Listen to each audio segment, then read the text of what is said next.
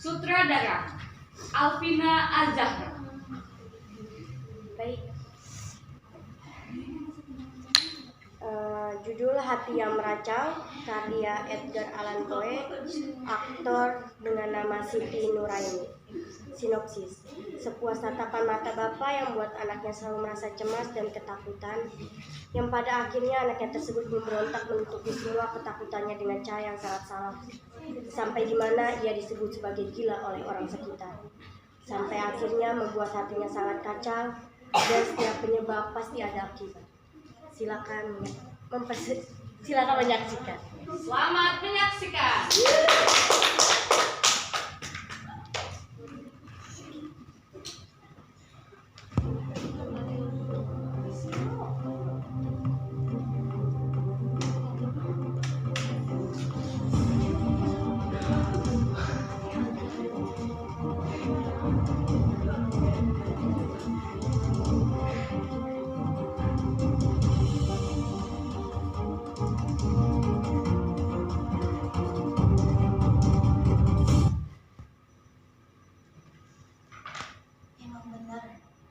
Aku gelisah, sangat-sangat gelisah pada waktu itu. Namun, mengapa kalian menyebutku gila? Rasa sakit menajamkan indraku, bukan melemahkannya, apalagi membuatnya tumbuh. Dan dibanding yang lainnya, indera pendengaranku lah yang paling tajam. Aku mendengar suara di langit dan di bumi. Aku mendengar suara di neraka. Bagaimana bisa aku disebut gila? Dengarlah, kau akan tahu bagaimana aku melakukan. Begitu cerdiknya aku melakukan pekerjaan, begitu rapi, terencana, dan kemudian berpura-pura tidak tahu apa-apa.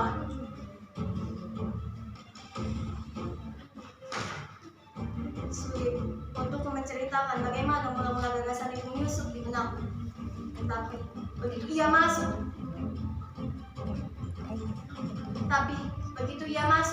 ia memburuku siang dan malam. Tak ada niat dan dendamku. Aku mencintai orang tua itu. Ia tak pernah berbuat salah padaku, juga tak pernah melukai hatiku. Masih tak aku inginkan. Kupikir yang menjadi persoalan adalah matanya. Ya, matanya. Salah satu bola matanya yang menyerupai mata burung pemasai. Mata yang biru dan berselaput. Setiap kali ia menatapku, darahku terasa beku. Dan sedikit demi sedikit, secara berangsur-angsur, aku membulatkan hatiku untuk membunuhnya, sehingga terbebas selamanya dari segapan mata burung pemasai. Disinilah pangkal soalnya. Aku gila. Hah? Gila? Semua orang gila pasti tidak tahu apa-apa. Namun, kau akan melihat bagaimana aku melakukannya. Kau akan melihat betapa cerdiknya aku melakukan pekerjaan. Itu rapi, terencana, dan kemudian berpura-pura tidak tahu apa-apa. Aku menjadi lebih manis pada orang tua itu seminggu terakhir sebelum aku membunuhnya. Setiap malam, menjelang tengah malam, aku memutarkan gagang pintu kamarnya dan membukanya. Begitu hati-hati, dan kemudian ketika pintu kamar itu terkuak dan cukup bagiku untuk masukkan kepala, kumasukkan antara berkatup yang merapatkan semua katupnya, sehingga tidak ada sinar yang menerobos keluar dari lentera tersebut. Lalu disorongkan kepalaku ke dalam. Oh, kau pasti terkejut melihat betapa cerdiknya aku menyelesaikan pekerjaanku.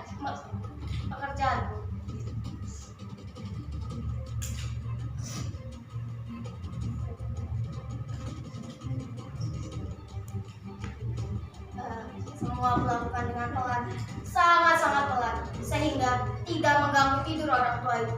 Diperlukan 1 jam untuk menempatkan posisi kepala sebaik-baiknya di celah pintu, sehingga aku bisa leluasa melihat orang tua itu berbaring di ranjangnya. Nah, bisakah orang gila melakukan pekerjaan seperti ini?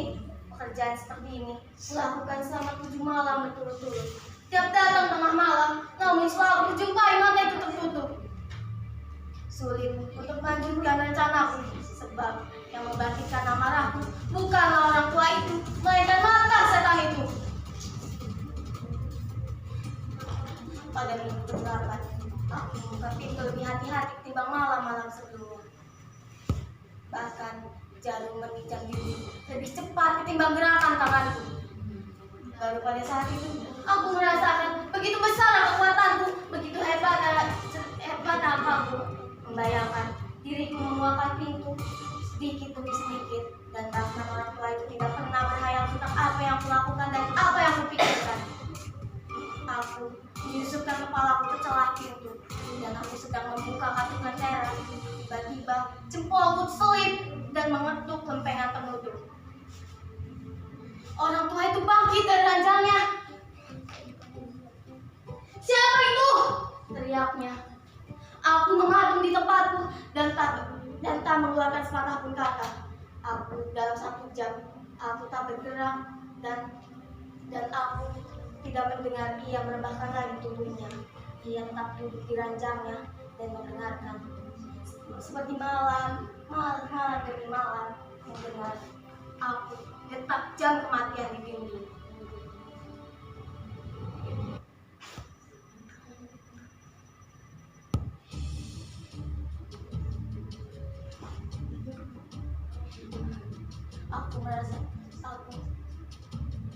Para tetangga pasti mendengar. Itu Aku tahu bahwa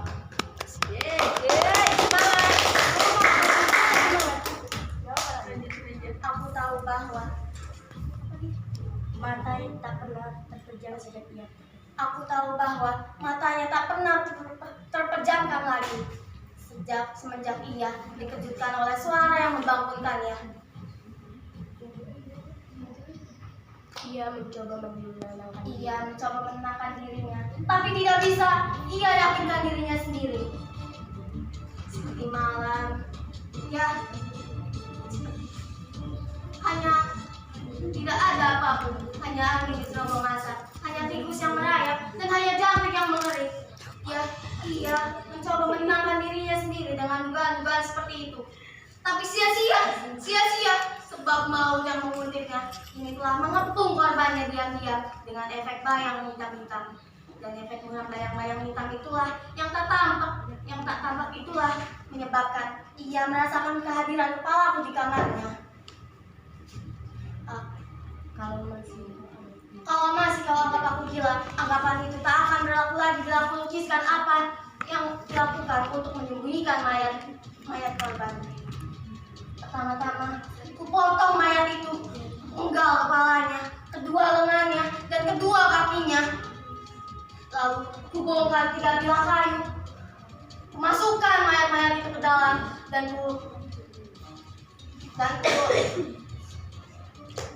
taruh lantai papan gila itu seperti semula.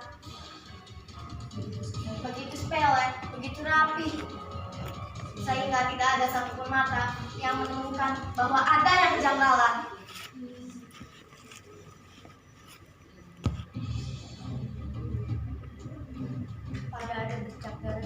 Tak ada bercak darah sekecil apapun.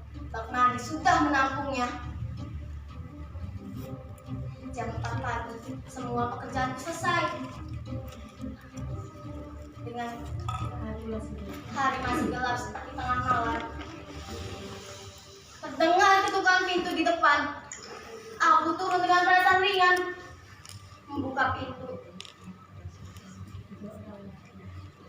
3 orang lelaki masuk. Membuka pintu, 3 orang lelaki masuk. Mereka memperkenalkan diri dengan sangat sopan. Mereka adalah petugas-petugas kepolisian.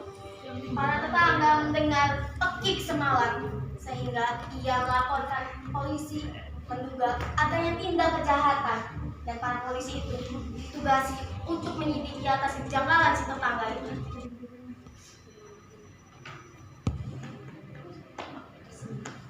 Aku tersenyum.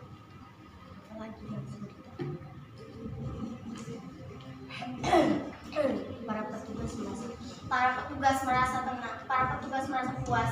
Aku sendiri merasa tenang. Parasku, aku yakin mengucap, mengapa mereka tidak mau pergi? Ya Tuhan, apa yang kau lakukan? Apa yang harus kulakukan ya Tuhan? Aku menantang, aku meracau, aku mengutuk. Demi aku mengangkat kursi yang kududuki dan kuhempaskan kursi itu ke atas papan di mana aku menyembunyikan mayat itu. Mengapa mereka tidak mendengarnya? Demi Tuhan, tidak. Tidak. Mereka pasti mendengarnya. Mereka tahu. Mereka curiga. Mereka pasti sedang memaaf ketakutanku. Aku tidak kuat lagi. Aku tidak kuat lagi. Aku tidak kuat lagi. Mampus dan sekarang bunyi lagi.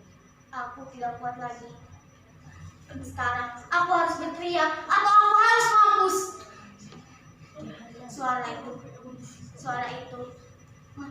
Suara itu terdengar lagi. Makin kencang, makin kencang, makin kencang.